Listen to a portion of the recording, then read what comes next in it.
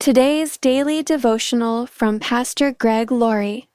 Navigating Life's Storms.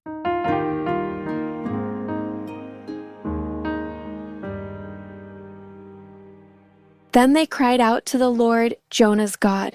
"O Lord," they pleaded, "don't make us die for this man's sin, and don't hold us responsible for his death. O Lord, you have sent this storm upon him for your own good reasons." Jonah 1:14. The possibility of a spiritual revival in Nineveh was almost too terrible for Jonah to contemplate. So he booked passage on a ship headed in the opposite direction. Before we go any further into his story, though, I want to point out that Jonah would have scoffed at the nonsensical claim that the God of the Old Testament is angry, harsh, and judgmental, while the God of the New Testament is merciful and loving. The whole reason Jonah was on the lam from his prophetic duties is that he was afraid that God would show mercy and love toward his enemies, the Ninevites. When Jonah ran away, God could have just said, "Okay, that's it, Jonah. I'm done with you. I'm going to get somebody else." But the Lord loved Jonah. He had a plan for him. He was going to give him a second chance, and God still gives second chances today. So the Lord sent a storm into Jonah's life.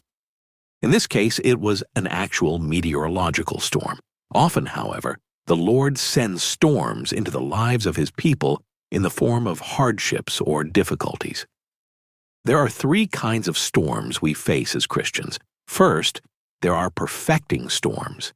These are trials, tribulations, circumstances, and situations that cause us to grow spiritually as we endure them. In the book of Job, as Job struggles with the tragedies that have befallen him, he says of the Lord, "But he knows where I am going, and when he tests me, I will come out as pure as gold." Chapter 23, verse 10. He was navigating a perfecting storm. Second, there are protecting storms.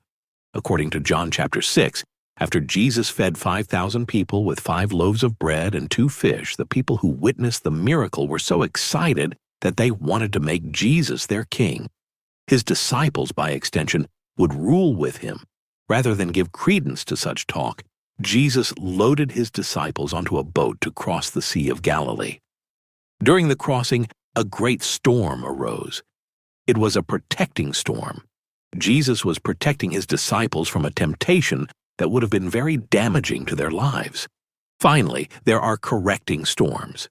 Jonah chapter 1 verse 14 says, "The sailors on Jonah's ship cried out to the Lord, Jonah's God.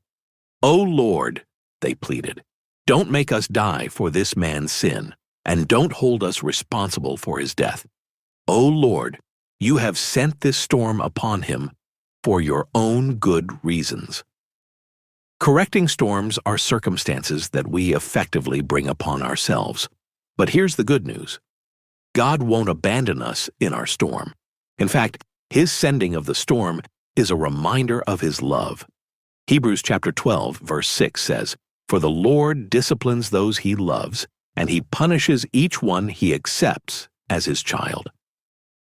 Jonah emerged from the storm corrected and ready to fulfill his calling. The lesson for us is that if we stay strong in the storms of life, we'll experience a personal revival, which can lead to something bigger and more widespread. There's no limit to what God can do with one renewed and recalibrated believer. As you go about your day, I encourage you to think about this question.